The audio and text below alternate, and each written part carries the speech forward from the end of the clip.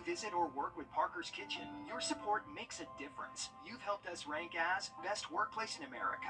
None of this happens without you. Thank you. Live from Augusta, you're watching News 12 at 6 o'clock. A Richmond County deputy is facing charges stemming from a deadly crash in Burke County.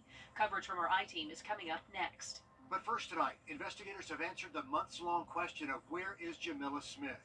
Investigators found the young mother's remains in a wooded area near Silver Bluff Road in Aiken, ending the 5-month search in the case. Now, as her remains are being autopsied, those close to her family are speaking about the developments. Investigators found Millie's remains Thursday sometime between 3 and 5 in the afternoon on private property in a wooded area 10 minutes away from where she was last seen on Old Jackson Highway. Hallie Turner, live for us in the newsroom. And Hallie, it sounds like this is not the only body they found in that area. Yeah, Richard, that's right. It's near the same area investigators found Demond Parrish's remains earlier this year. The family's private investigator says while this does bring a little closure to her family, it's a painful reminder of a bittersweet first Mother's Day weekend without her. The feelings of pain and sorrow coinciding with relief just 5 months after Jamila Smith disappeared off Old Jackson Highway. And we serve an on-time God.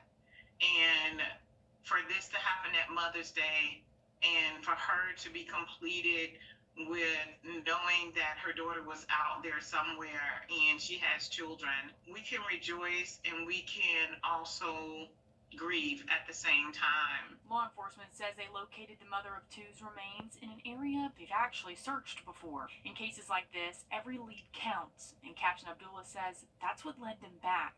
We've been out to that location before. Obviously, the investigation didn't stall, but after we received some more significant information to pinpoint her location, we was able to go straight to where she was at. Chandra Cleveland says the family's grateful for the swift action between law enforcement agencies. They couldn't have found her any faster than the person who was convicted for doing this. They knew exactly where she was. We have to speak up. And speaking up is what got us where we are, and that is the results of finding Millie's remains so that she can have a proper burial. But even with Jamila's remains recovered and 3 men behind bars charged with her murder, Captain Abdullah says the case is far from over. Even though we've got an arrest, we have her recovered, doesn't necessarily mean that it stops.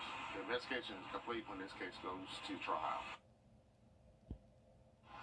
Now, our thoughts and prayers go out to the family of Jamila as we move into Mother's Day weekend. The Aiken County coroner has scheduled an autopsy for Jamila's body, hoping for a little bit of closure for that family, but really, really sad story all the way around. And a big question finally answered there about her whereabouts. Hallie, thanks.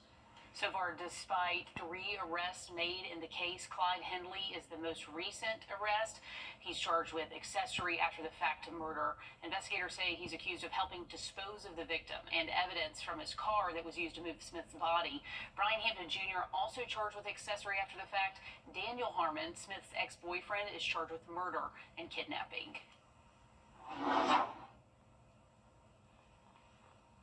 Well, we're seeing a few breaks in the clouds here, but overall conditions are still a little bit gloomy out there. But again, the sun is coming out, and we've actually warmed up into those lower 80s, right around 82 for our high temperature this afternoon. Feels like 83, those winds coming from the west at about 16 miles per hour, but we are actually calm compared to the rest of our region, or really the rest of the state of South Carolina. They have a severe thunderstorm warning for portions of Columbia. We do have a pop-up shower for portions of Aiken right now, Aiken County, but as the rest of the CSRA, as they continue to go throughout the evening, this could be the same story. I think that we're going to be mostly dry, though, but you could see that light pop-up shower again move through your area like we are currently seeing again in Aiken County right now. But good news is we can expect to see mostly sunny and completely dry weekend in store for us before another wet work week. I'll have details on that coming up soon. Emily, thanks a lot. Tonight, a Richmond County deputy is charged with homicide by vehicle, second degree, and speeding. This is exclusive video of Ty Daly turning himself in this morning. He's accused of driving speeds reaching 90 miles per hour in a 55 zone when he hit another car, killing the driver inside, 75-year-old Jay Fager in Burke County in 2023. For more than a year, our I-Team has tracked this case leading up to today's bond hearing. Well, Rio, live with us in the studio to walk us through this investigation so far. Our cameras were rolling, the only ones that were rolling, when Ty Daly walked into the Burke County Detention Center early this morning. It was one of the first steps to finding out more about how this crash happened. GSP warrants show the driver, Ty Daly, hit and killed may have not been the reason this crash even happened. More than a year has passed. Time has stood still for the Fager family, stuck in the moment since receiving a call. Sunday afternoon, Sunday evening, and get a call like that, and kind of flips your world upside down. Driving home from Florida, Jay and Donna Fager's world collided with Richmond County Deputy Ty Daly. On March 26, 2023, their paths intersected at the intersection of Highway 25 and Cohen Road. Georgia State Patrol's report says Jay Fager stopped at the stop sign, but after stopping, he pulled out in front of Deputy Ty Daly's patrol car.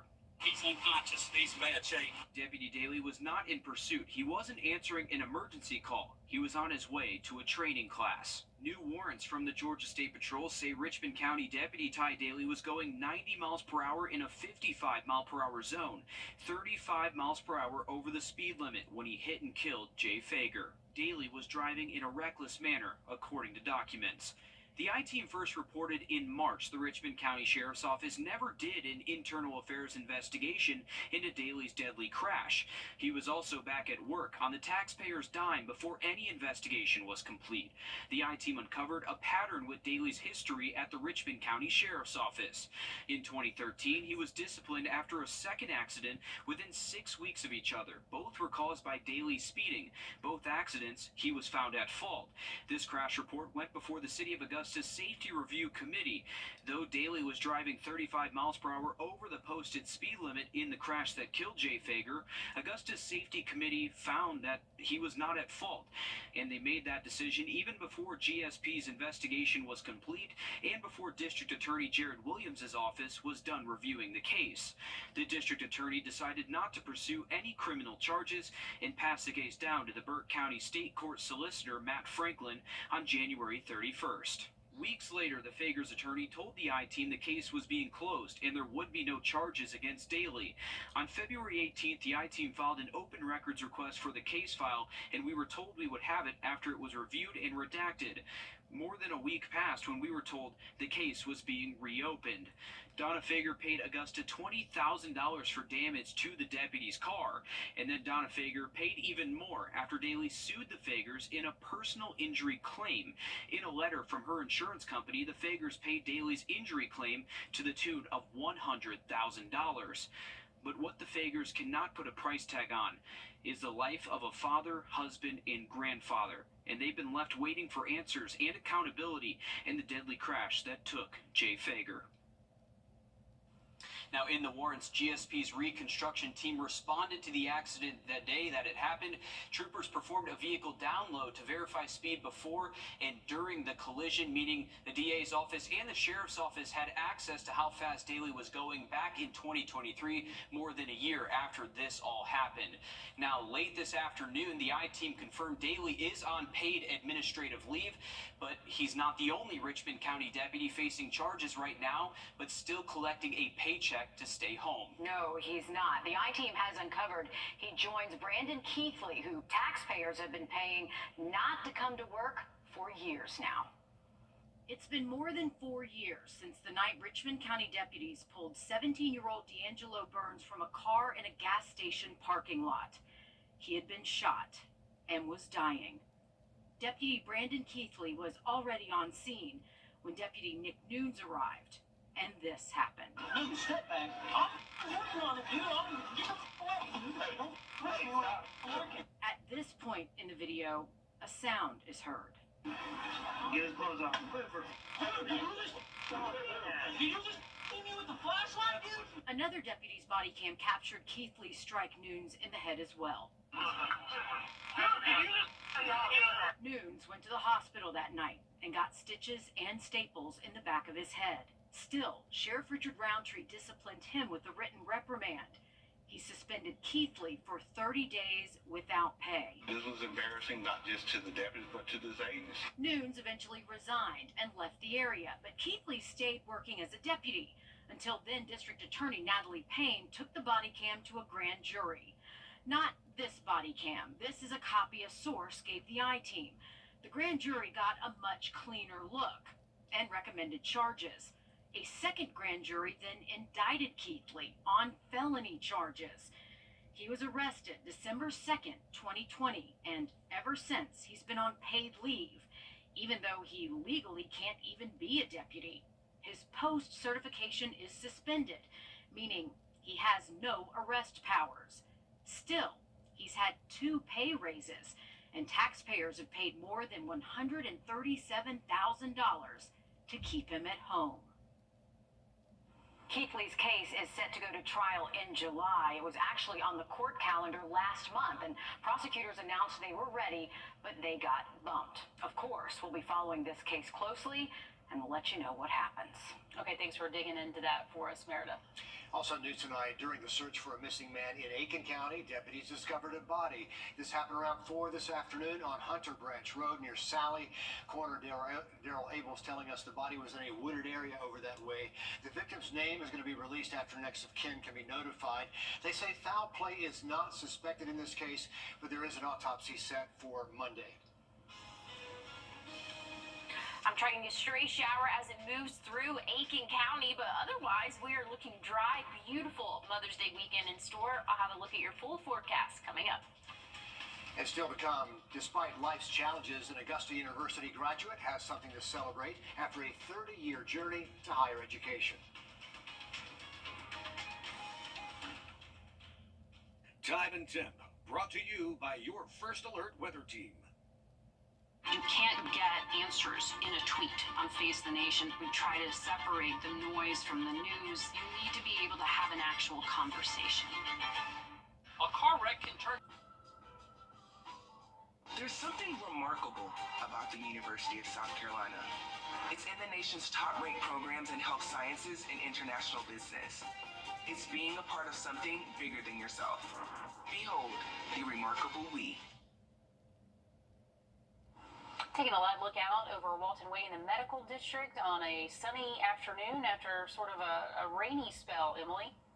Yeah, we definitely saw lots of showers and thunderstorms, mainly south of the CSRA for our early morning hours. But as we go throughout the rest of our evening, things are looking a little bit better for us. That cloud cover is still sticking around, but you can see the sun peeking out just a little bit, and we can expect to see the sun probably for the next hour or so before sunset at 8:18 for us.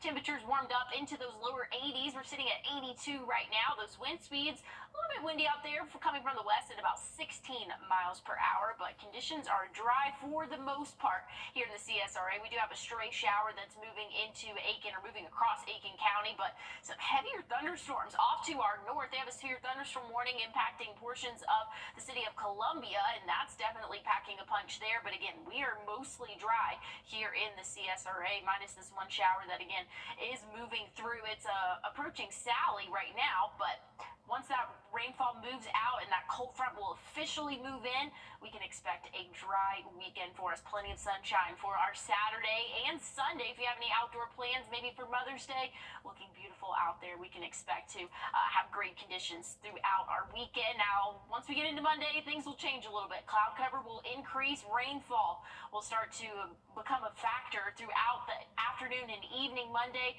really leaning into the greater part of the day. Tuesday really looking like a washout. Heavier showers and thunderstorms possible. Once we get into Wednesday, some of those showers could linger on, and then once we get into the evening and overnight hours, it's looking a lot drier for us. Our Thursday is looking dry as well. So enjoy this weekend. Rain chances are going to come back into play for the start of next week, really focusing on Tuesday being more of the washout type of day. But if you have plans this weekend, looking beautiful out there, get your mom a Mother's Day card, and maybe you can put the forecast on there.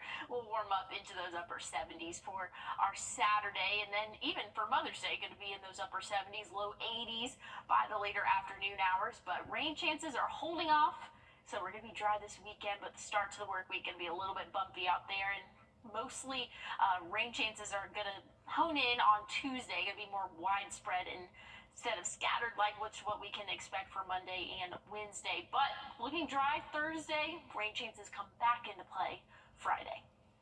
Okay, thanks, Emily. Walking across the stage at graduation is an accomplishment for anyone. Augusta University welcomed its newest class of alumni today. For a lot of these four-year graduates, it's their first graduation ceremony due to their high school graduation getting canceled by COVID. It's been a tough road there. For one graduate, though, who also happens to be a mother of 7, she's waited 30 years for this moment. Sydney Hood shares her story. The sweet sound of victory. For some, this is a long time coming. 30 years.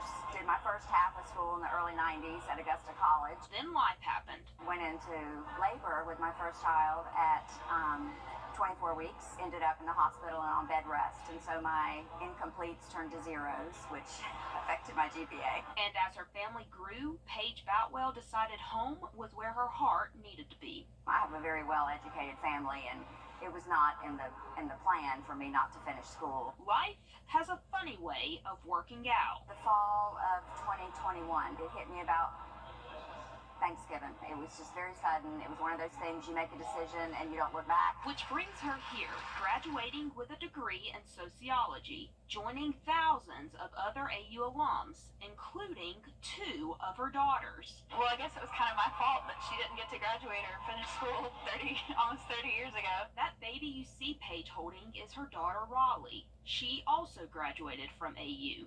I'm glad that she's actually gotten to fulfill this dream of hers despite all of that pain that she went through 30 years ago for me. But if you ask Paige, every kick turned into a boost. I'm glad to have that behind me and that chapter closed. Today marks the beginning of a new chapter in her life. In Augusta, Sydney Hood on your side. Proof that it is never too late to follow those dreams. She lived a whole life before her college graduation. A busy life, 7 kids. Unbelievable. She deserves an honorary doctorate. That's a lot. Good for her. Graduation season does not end there, though. Next on News 12 at 6 o'clock, we're talking to another grad looking to become a role model as a minority in the nursing field. First Alert Radar, powered by Jim Hudson Automotive Group. See how you can make a difference. In 11 years, Georgia could face an unprecedented nursing crisis. By 2035, Georgia is expected to have a 21% shortage of registered nurses. Those numbers are even lower for black nurses. As it stands now, only 10% of registered nurses identify as black. 9% of the total nursing population are male. Tonight, Nick Veland shows us one Augusta University graduate looking to the future to become a role model as a minority in the medical field. The sweet sound of victory. I can't believe it. We made it. A long journey, but now he's finally able to celebrate today with family. My heart is so full of joy. His mom, who battled breast cancer twice, is just grateful to see her son graduate. She said, Daphne, you can beat it, or which one you want to do? You want to live or die? And I said, I choose to live. So I'm standing here today. Through her treatment and battle with cancer, one thing stuck out to Luke: how caring the nurses were and how they were able to remain positive while saving his mother's life. That started his journey, leading him to have a cap and a gown on today. Being a blessing to somebody else, because you never know what somebody else is going through. So having the capacity to do that for other people that are in need is just truly heartwarming, because at the end of the day, nursing we're here to serve and be the light to other people. He's now advocating for more male African Americans to want to become nurses. Throughout his journey, he realized that people that looked like him are few in the nursing field. I'm here to be the light to other guys that look like me, other males looking to go into the healthcare system, because I know it's not a lot of us going into the nursing field, but I want to be inspiring to other males that look like me. In Augusta, Nick Veland on your side. Certainly will be an asset. You can already tell he's going to be a phenomenal nurse. And Luke will begin his nursing career working in the emergency ICU in the Piedmont hospital system. Big things ahead for Luke there. Voters will have some big decisions to make when Election Day rolls. Well, it looks like we have a beautiful Mother's Day weekend in store for us. We can expect to see temperatures in the upper 70s tomorrow, low 80s for our Mother's Day. So definitely enjoying that beautiful weather out there right now. But I want to send things over. It's time for your Birding Basics giveaway, courtesy of Wild Birds Unlimited. Congratulations to Gary Gates of Graniteville, South Carolina. We choose a winner every week, so head to our website to enter at wrdw.com.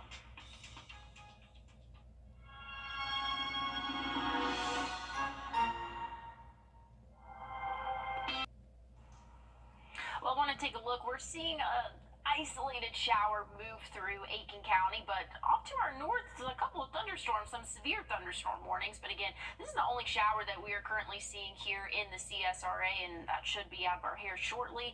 Not saying that we won't see another quick passing shower, but we're looking mostly dry throughout the overnight hours in our Mother's Day weekend.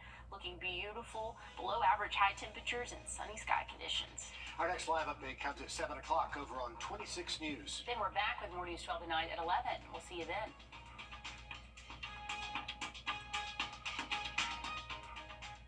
At the CBS 80 News, we focus on solutions, finding solutions to help people understand what are the right choices to make for you and your family.